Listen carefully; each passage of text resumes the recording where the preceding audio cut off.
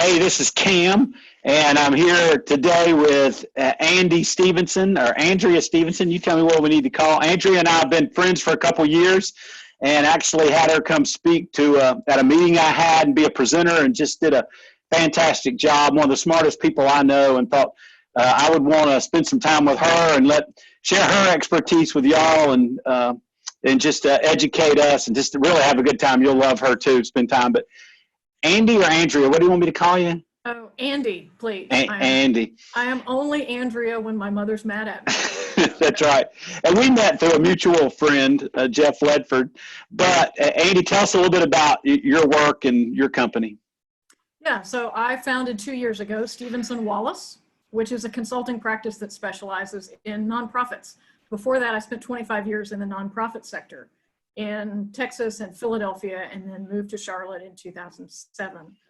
So I do strategic planning and board training and organizational culture and executive coaching, and my clients right now are San Francisco to Miami.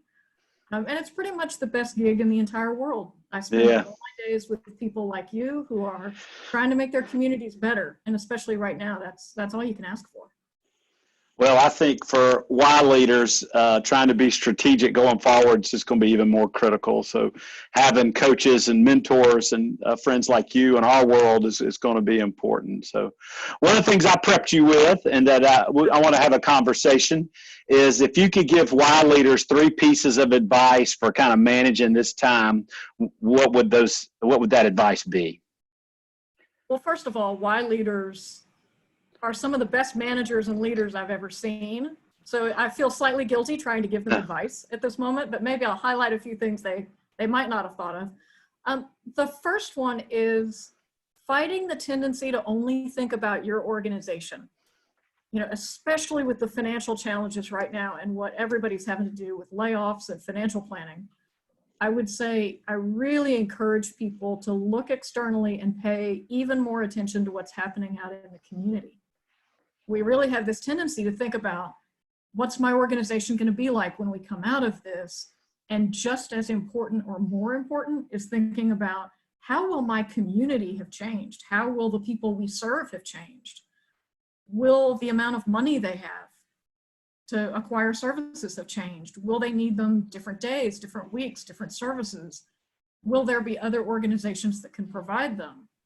One of the big things that I think is important is keeping track of what's happening to the community and the people you serve just as much as what's happening to your organization. Because, you know, it's easy to just live in my staff and my board and how are we going to survive and what's next. But to try to keep a little bit better pulse on, okay, how are our customers, our constituents changing in this, and how can you figure that out? Does that make sense? No, it's great. And also, I would think that you're saying that not only think about how our business model may change, but also how we can be a resource to others in our community coming out of this, that maybe we can help another agency as much as they can help us too. So again, positioning the Y as a resource coming out of this. Absolutely. And y'all have always been very attuned to your communities, but this is really the moment to kind of strip it all back. I mean, the incremental approach of this is what my organization does and how can we tweak it a little is not going to cut it. This is a moment to kind of strip it back and say, what does the community need? And how can we play a role in that within our wheelhouse? What else could we do, or who could we partner with, or how can we be a resource for people? This is the moment to really focus more on community need than just what can my organization survive? How many staff will we have come Labor Day? You know, it's a little bit, I know. And that there's a vortex of that pulls you into thinking internally. And I would just like to say, if you're always focused on what the community needs and how it's changing, you're going to win. You'll be fine. The organizations that don't adapt will have a really hard time coming back. Great point. Tell us number 2. And again, for an organization like yours, I think this is so important. The most important skill leaders have right now is not financial forecasting or budgeting. It's their own humanity. Humanity is the single most important leadership skill anybody has right now. And every single meeting, every conversation, every written piece of communication has to lead with humanity. It has to start with, how are you? How are we all? Let's take a minute and check in. How's everybody's stress level? You know, how are you balancing what's happening in your home life, especially people who are now in isolation or lockdown? There has never been a moment where it's been more important to lead with humanity, which again is really hard because the financial panic is real. You know, it's really tempting to just jump right into what are we going to have to do about layoffs, and what do we do about cash reserves, and what do we do about forecasting? And I would just say every conversation needs to begin with those questions that show the humanity that someone at the top recognizes. There's no handbook for this. No one knows what they're doing. And everyone on your staff isn't just worried about what's happening in your organization. They might be worried about one of their grandparents dying. This is a whole different ballgame of stress than anything we've been through before. And I think for leaders, humanity is the most critical skill right now. Strategy might be second, but humanity's first. Yeah, yeah. And not financial forecasting. I mean, you know, we might get obsessed with that, but you're exactly right. And my hope is that on the backside of this, we'll be better leaders. You know, when we do find a new normal and we get into this, that we don't forget the humanity piece, that becomes the new normal in our leadership style too. Not just, hey, let's talk about the financials every month. Well, and I'm even starting to hear, because I'm talking to my clients all over fairly regularly, I'm even starting to hear some of my most left brain, crisp, cut and dried, blunt CEO clients developing a protectiveness about their staffs that's actually really good. There's an emotional protectiveness of the team now in the face of this external threat that I think if they hold on to it will be really bonding. I hate that people are having to live through it, but I think it'll be really bonding. Yeah, that's great. Give us number 3. Putting some structure around how you communicate, particularly with your board. I have certainly had conversations with my CEO clients where they've been concerned. The ones I've had with volunteer board members have sounded like their hair's on fire. You know, they don't run nonprofits for a living. They've never been on the board when this has happened. They might have been on a board in 2008, but this is a different ballgame. Remembering especially that not just your staff, but also your board has no idea what's happening. And when you are in a place of fear and uncertainty, being able to feel the structure of any communication is huge. I always say about sermons, I want to be able to feel the spine of a sermon. You know, when you listen to a really good sermon and you can kind of feel the structure and it gives you comfort, that's what you're after here. So especially with boards, I encourage CEOs to kind of go through 3 steps. One of them is clarify for everyone the current state. Make sure everyone understands what reality is right now. How many staff, how much cash, what operations are working, which ones have been suspended. Getting everybody on the same page seems obvious, but in panic, sometimes we skip it. Only after that can you consider scenarios. And then after that, you know, making a list of what are the critical decisions we're going to have to make.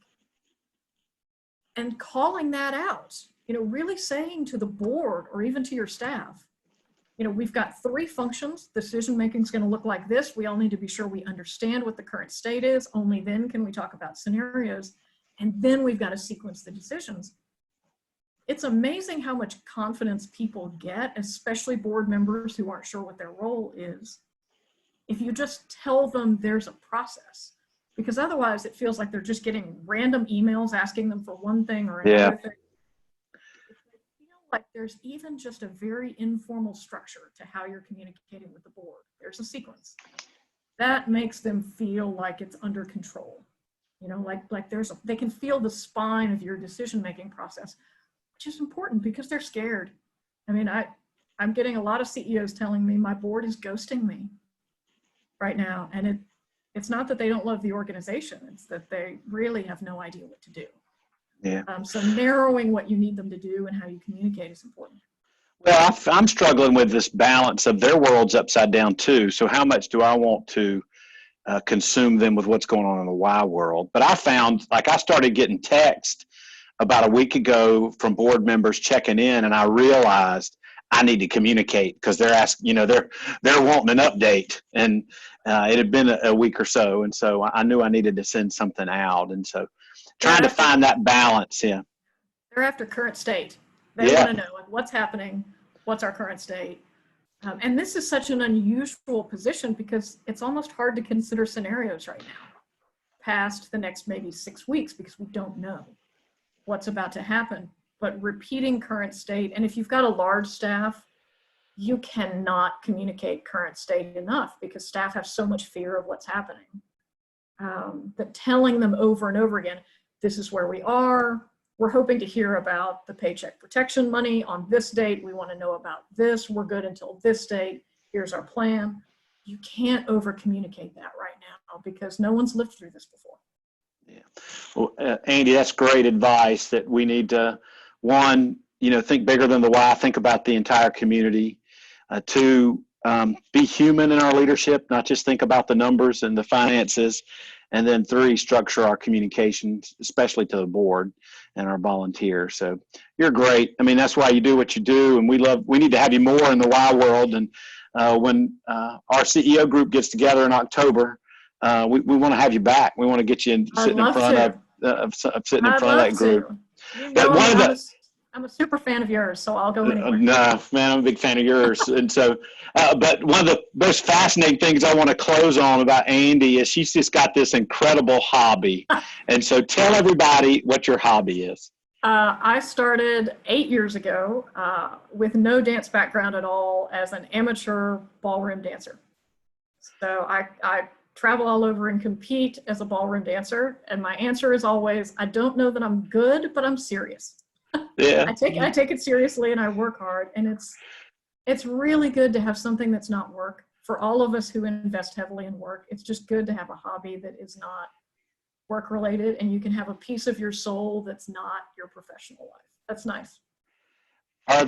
Is there anywhere in Charlotte where people can go, the average person can go ballroom dance? Oh, yeah. Yeah, Charlotte has now, gosh, when I started, there were 3 major studios. I think there are 8 or 9 now. So I dance at Quail Hollow Ballroom, which is near Quail Hollow Country Club and Quail Corners in Charlotte. But there are 6 or 7 that are really good. And then there are all the places that are not like lessons. So, I mean, I take lessons and I compete. What I say to people who've never danced before is find a place, like find a club that does Argentine tango. It is the best way to start. You think I'm kidding? There are all these clubs that do, like on Monday nights, they'll do kind of a beginner's class at 7, and then they'll do a dance at 8. Argentine tango is simple and beautiful, and it's a great first way to start. And the people who teach it in Charlotte are some of the nicest, most compassionate teachers you've ever seen. It's a great way to start. The next time we talk, I'm going to be an expert at Argentine tango. I can promise. No, this is, I am like, this is where I live. This is about all I can do, just back and forth, arms at 90-degree angle, like the movie says. So that's about my limitation. I always did like the step together. Yeah. Yeah. Well, Andi, you're wonderful. You're one of my favorite people in the world. We don't spend enough time together. We need to commit when we come out of this to get together and meet again. And I appreciate your time and energy and passion, and let me know if I can return the favor. And tell me how I can help all your friends in the Y world. You know I support them and hope they're doing well. All right. Thanks. Good. Thanks. Take care. Bye.